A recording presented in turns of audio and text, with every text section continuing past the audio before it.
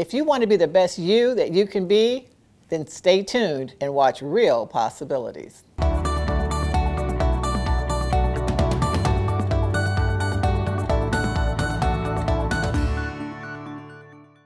I'm so glad that you're watching Real Possibilities today. Thank you so much.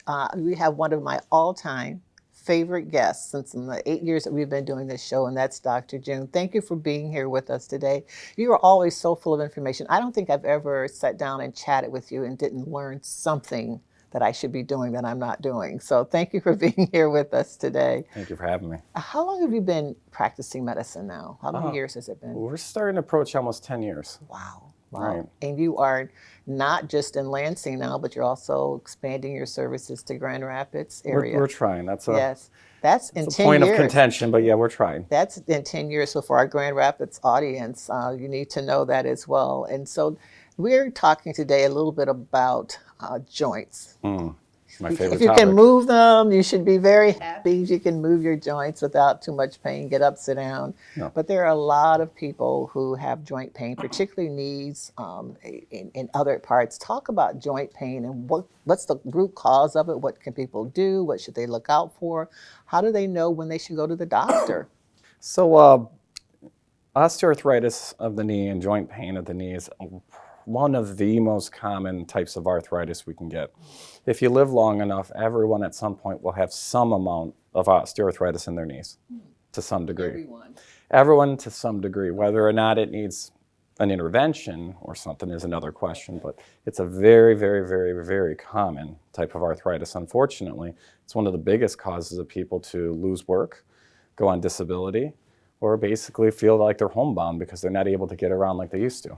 How do you know if you have arthritis or if your knee just hurts? How do you know the difference? Well, arthritis is a blanket term, which could mean a lot of different things. Wear and tear arthritis, as we call it, could be that the cartilage inside your knee is wearing out and your body's letting you know that you're losing out on this cartilage, and it'll give you pain signals. Sometimes that's with some swelling, sometimes it's not. Other times there's other inflammatory arthritises, and then you can get various types of things we're not going to get into now, which can cause your knee to also have an inflammatory type arthritis as well. But for this topic, we're going to talk most about the wear and tear osteoarthritis, which is the most common. And you say wear and tear, it almost sounds as though people have used their knees too much and they're just kind of wearing out. That's not necessarily the case, right? No, it's oddly enough, there's been a number of studies that looked at people who are runners, people who are people that are just sitting on a couch all day long and not actually using their body. And they found that arthritis was worse in the people that did more sitting and not moving than the people who were out walking, running, and doing other types of exercise activities. So it's not just your movement, and that is part of the contributing factors as to what causes knee osteoarthritis. And it's not well known why some people get more knee osteoarthritis than versus other people. So that's still a mystery why someone says, well, our family all has bad knees. Now, is there certain things you could do, or injuries, like people who put out their knee when playing football, or they played basketball and they've had a number of different tears in their knee or something like that? Sure. But for the most part, what causes it to just wear out more than the next guy is not really well known. And so more movement actually might help prolong and or even prevent. Absolutely. And exercise, as we always say, is always the answer. It's always good as much as you can tolerate it. And there's a whole lot of different exercises for your knees and your legs in general that can really slow down the degeneration process of your knee itself. Now, what you were asking earlier is there's certain things that we do that could cause more arthritis or in the knee. Certainly people that do tiling and flooring, people that work in the trades and they're on their knees constantly with that pressure, pushing on your kneecap on the floor, almost without a doubt, it's just a matter of time before they have knee problems. And I see a lot of people in my office that were tilers or carpenters or even roofers, and their knees are completely shot after decades of doing that kind of work. What can people do? I mean, if someone is listening right now and their knee is bothering them, has been bothering them, how do they know if they have arthritis or if it'll go away or if they just bumped it? Or, I mean, what's a sign that you have? Well, if it's persistent pain, one, if it stops or slows you down from doing your activities, as we call it, of daily living, and it's not going away just after a couple of days of rest, it's time to go and talk to your primary care. And this is the bread and butter of primary care. They're going to order an x-ray. Likely they're going to get you into physical therapy. That still doesn't help or continues to be a problem, then they will oftentimes get an MRI or consider giving you an injection or some other modality, depending on the nature of the pain of your knee. But always starts with your primary care. One of the things that I appreciate so much about you in our discussions is that you always talk about prevention as well, not just taking a medicine or taking a drug or whatever, but what can we do to keep our joints strong so that, like you said, 99%, I think it might end up with some type of arthritis in their knee. Right. But how can we keep them as strong as long as possible? Well, of course, exercise, as I keep saying, and that's there's a lot of different types of exercises, some lightweight training, resistant band exercises, swimming. All of these things are great for your joints. They really are. And there's thousands of exercises you can do just from your home or even in a chair that can actually help quite a bit. Touch briefly on that, diet does make a difference. People that are eating good fats, fish oils, things like that, tend to have a little bit less osteoarthritis in their knee. Certainly a non-inflammatory diet, which has been tossed around quite a bit as an anti-inflammatory diet, or it's got different names. Sometimes they call it a spin-off of the Mediterranean diet. And that's been shown to reduce a lot of arthritis in the body. Things that can make it worse. Everybody's sick in hearing this. Processed foods, high fructose corn syrup, way too many carbohydrates. These things, for some reason, seem to progress arthritis throughout the body, not just the knees. And so I actually challenge some of my patients every now and then is go drink a couple of Cokes and eat a candy bar and see how your hands feel the next day. And almost without a doubt, someone actually tells me, gosh, my hands were throbbing, they ache, my whole body kind of ached. It's from that intense amount of processed sugar. So if we can avoid it, that would be a good idea. So you actually recommend a couple of drinks, bottles of Coke and so. So just to prove a point, I don't want anybody drinking a bunch of Coke. Yeah, of course not. Nothing against Coke, it's just course probably not a joint healthy diet. No, ever since I was told that it takes the rust off of cars, I don't think I've had any since then, and that's a couple of years. You can use, well, anyway, that's another TV show. Once they have identified the primary physician and they've had the x-rays or whatever else they need, and they come to see you, come to see an osteopathic doctor, what happens then? Well, by that point, usually they have a picture giving us an idea that is this wear or tear, the joint space is smaller and it's missing, or there's bone spurs that you might see on the outside. But sometimes it could be more complicated. There might be a tear inside the knee, or like a meniscus tear, or a tendon problem, which doesn't always show up on an x-ray. And thus, sometimes if the physical therapy isn't working, you get the MRI to look at the rest of the structures in the knee itself. For other people that have regular osteoarthritis, sometimes injections of different types help people out. Everyone's a little different with that. Sometimes a basic steroid injection is enough for a year or two and they feel fantastic. Other people, they get 1 month out of it and they're asking for another one. So there's different modalities and approaches that you can do for patients, and there's different types of injections too, depending on the needs of the person. And if they do nothing at all, then what happens? Well, that happens a lot where people just deal with it. And over the years, they start hobbling around. What they don't realize is they're less mobile. And they might not realize it, but they start having what is avoidance behavior. So I'm not going to run around the lawn because it's uneven. I don't want the knee to aggravate me. So instead, they're watching from the porch when their kids are playing in the yard or their grandkids are playing in the yard. And so they start avoiding activities. They don't do that 3-mile walk with their wife anymore. Right? They don't go on that bike ride with the club anymore. Just little things. And that really does affect people's life in a very negative way. Yeah, it's a quality of life. What do you want out of life, right? How do you want your life to look like? And the whole idea, just deal with it modality is like I dealt with it. My dad had bad knees and, just don't bring it up. Can't tell you how many patients we've had come through and then they bring their kids or their wife in and says, tell them about your knees. My knees hurt, Dr. June. Tell them the whole story. Yeah, I'm not getting out of the lazy boy anymore because they hurt so much. I'm like, you never brought this up before. I didn't want to bother you with it. What else do you want to bother your doctor with? I mean, anyway, but no, and the idea is ask your primary care, get the ball rolling on it. See if there's anything that's correctable on it, because the long term is if it really becomes so bad and so painful that you're really not ambulating the way you need to, and you're constantly thinking about the pain and aches in your knees, then it's time for you to go to an orthopedic surgeon for a consultation. And that's far worse than perhaps maybe getting an injection or getting. Oh, well, it depends, yeah. But you want to always start low and work your way up. You don't want to jump right in to surgery. Can't jump it off if you've got bad knees. I like what you did there. The problem, though, with going to orthopedic surgery too early, studies show that as soon as you have some knee problems, you immediately want to go to surgery, the outcomes aren't very good. But if you do all the other modalities and physical therapy and go through all the steps and eventually you dealt with it as long as you could, but now it's time to get a knee replacement, they found that the results are excellent. People are very happy, they're mobile. The old rules that a knee replacement only lasts 10 years are long gone now. You have people that are getting 20 plus years out of their knees. So you don't even have to worry about that because they've come a long way with that type of technology. In knee replacement surgery you hear it's commonplace almost anymore. I remember years and years ago when they showed us what the joints look like and what they were made out of. It looked kind of scary, but they're like bionic knees now when people get the replacement. They've come a long ways, all the companies, with knee replacements to make them almost function like a regular knee. Now, unfortunately, with all the science and development, and I mean the entire planet has been trying to, instead of making a bionic knee, trying to make the cartilage replacement in your knee. And they've thousands and thousands of studies and tests have come up and gone, and they've never been able to replace anything that's like what we're born with, not even close.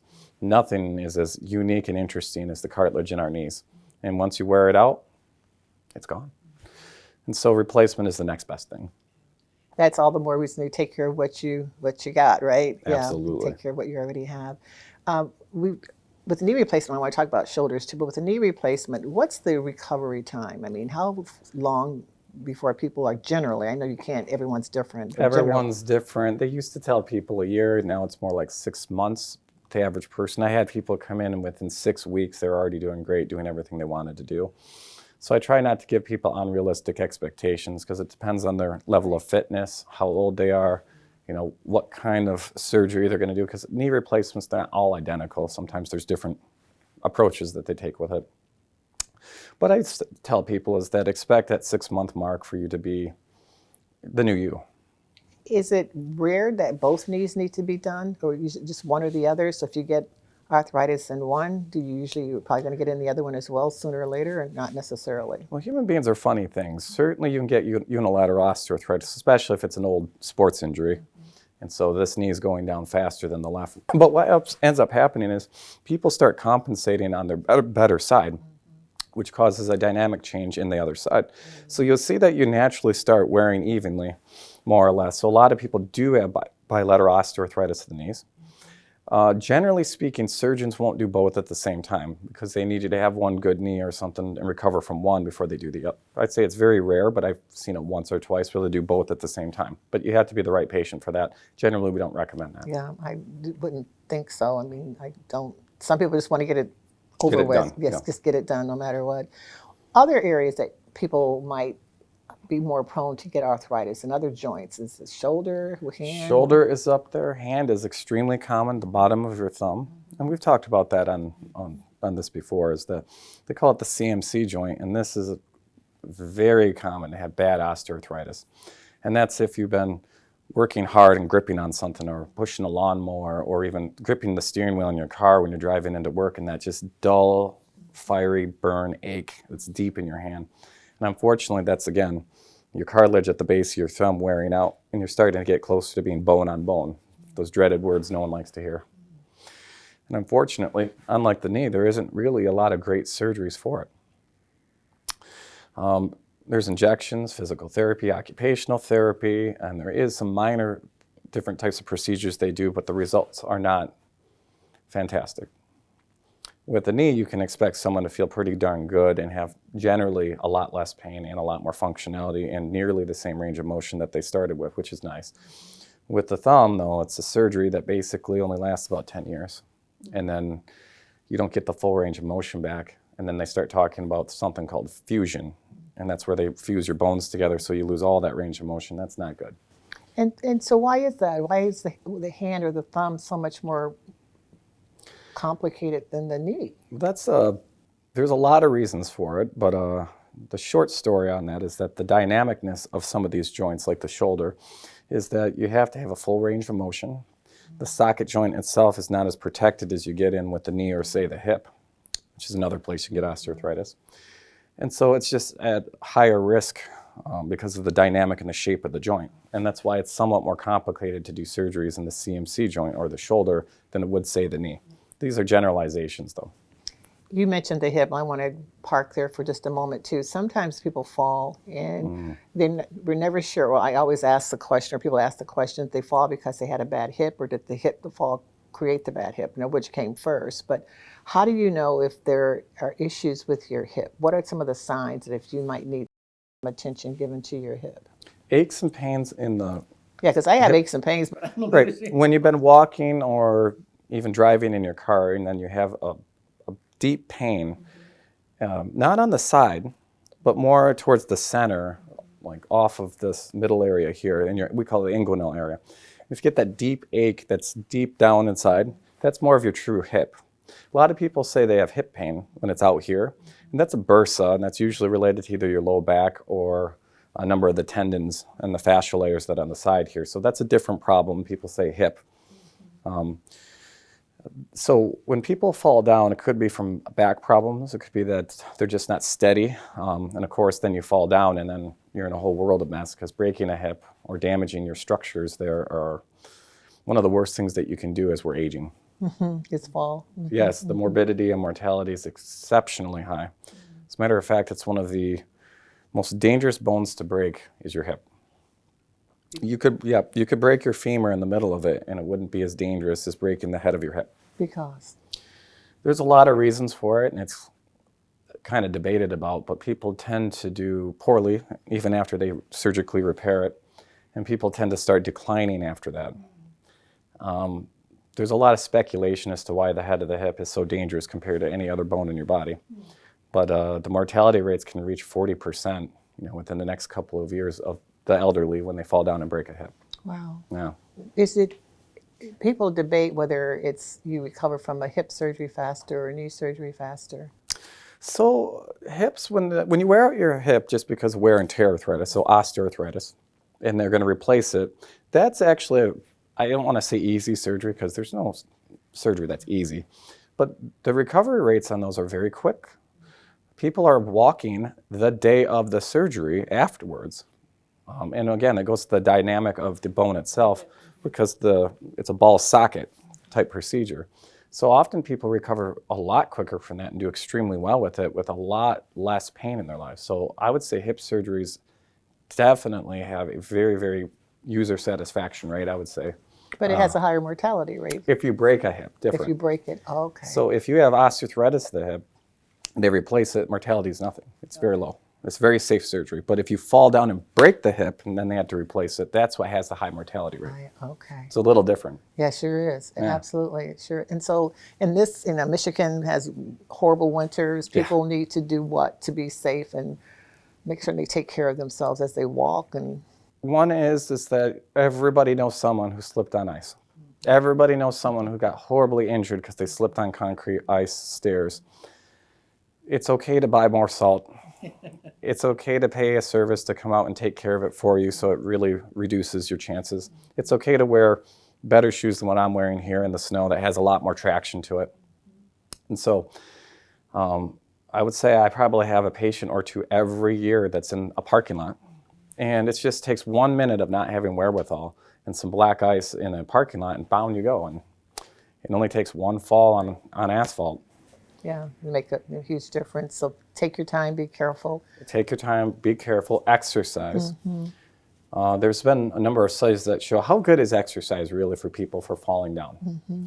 And oddly enough, the data on it kind of shows that your number of falls might be slightly reduced, but not a dramatic amount, even for people that exercise regularly. However, 60% or more reduction in injury to get back up again and get moving. So the likelihood of you actually hurting yourself is dramatically reduced the more exercise you do. Thus, it's absolutely important to continue being physically active no matter what your age is. I appreciate you so much. You're just so easy to talk to. Thank you so much for being on AARP Real Possibilities. And thank you for watching. Thanks, Dr. June. Today we're going to be talking about centennial farms and or that type of property that you want to protect. How do people do that? Right. So the whole, it's difficult to keep a farm going. I don't have any farmer clients who don't have a job in town, as they say, to keep the farm going.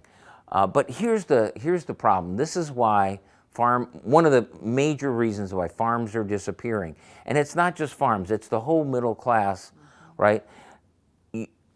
Generation, especially with a centennial farm, what you have is generation after generation has been paying it forward. They didn't go on vacation. They didn't take a cruise. They didn't whatever. The money went into the manure lagoon, or the milking parlor, or they tiled the field, okay? They didn't buy a fancy car. They got the old pickup. Okay, maybe they bought a tractor. Right. But now, and back in the day, when Grandpa got a little loopier than usual, you put him in a rocking chair on the front porch. Nowadays, you put him in a nursing home that costs hundreds of thousands a year, okay? And now, and there's no cash in the farm, we put it into the milking parlor. Okay, fine. But now, we're selling off the farm, 10 acres at a time. Over and over and over again, that's what we're seeing, because people haven't planned ahead. Now, you don't have a centennial farm, but every generation pays it forward. The Federal Reserve says that half of a family's assets are gifted or inherited. What if you can't do that for your family? People talk all the time, oh, the middle class is shrinking, the middle class is shrinking.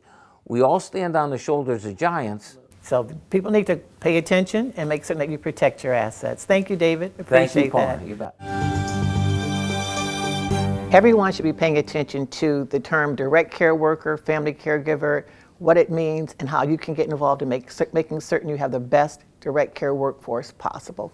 Claire, thank you for being here. Talk with us about direct care workers and how people can get involved.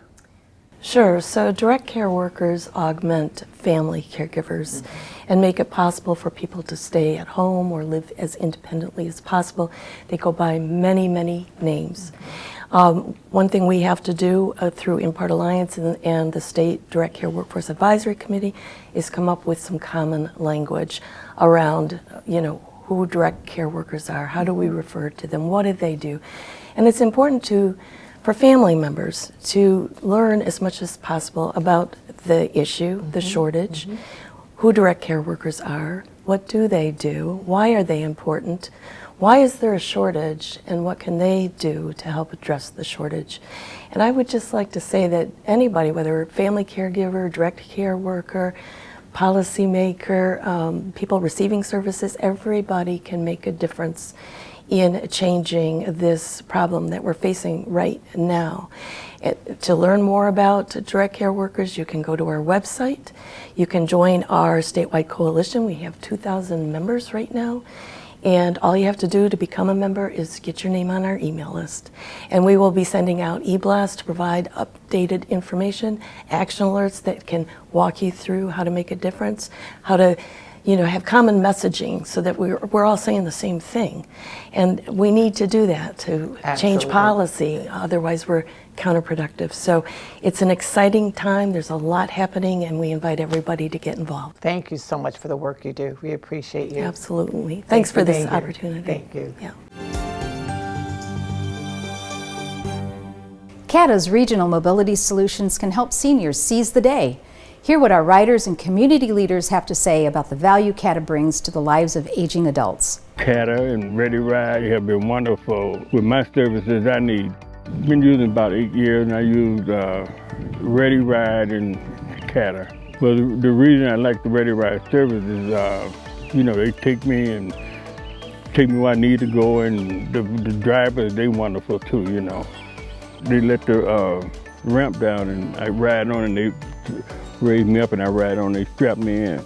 If I have extra bags or whatever, they're always willing, to take them to the door. They never go in, set them outside, and all that. And then they always conversational with them, we just talk about everything, I'm a veteran. Went to the military in 1967. Went to Vietnam, did my time over there, came back. If I had to do all over again, we'd do it. for serving my country, you know. Yeah, just learned I could ride, you know, without paying now, you know, which is wonderful. Yeah, I appreciate it. I ride free because I'm a veteran. I use CATA 3 or 4 times a week. I use Ready Ride mostly. Sometimes go shopping. I ride free, and I appreciate that. Well, that's really something I don't have to pay to get on. Then I know that I can call them up, and they're pretty good about being punctual and stuff like that. I'll say that. It's very important that I ride with them because of CATA. I can do that. I'm independent.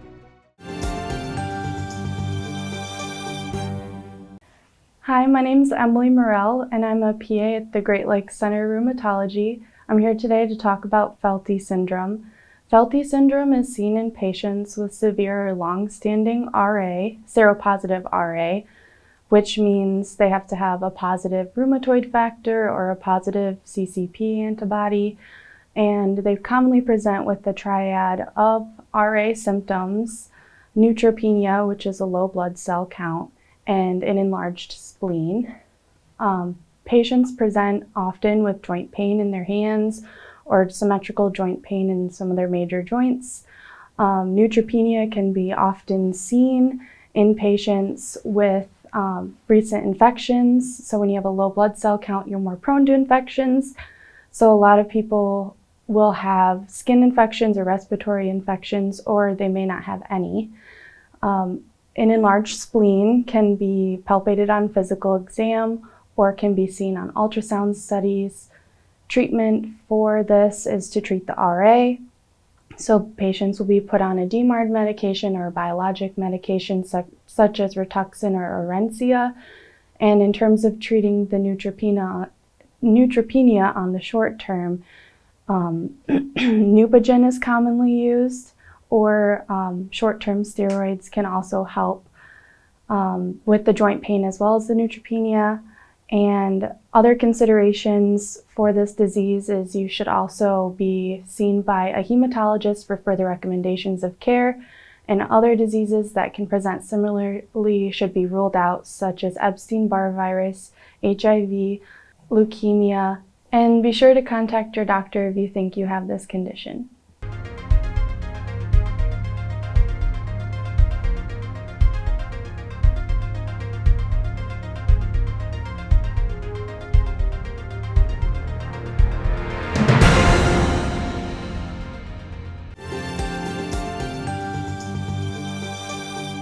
Well, this was a great show. Hopefully you received information that you'll share with others. Thanks for watching Real Possibilities.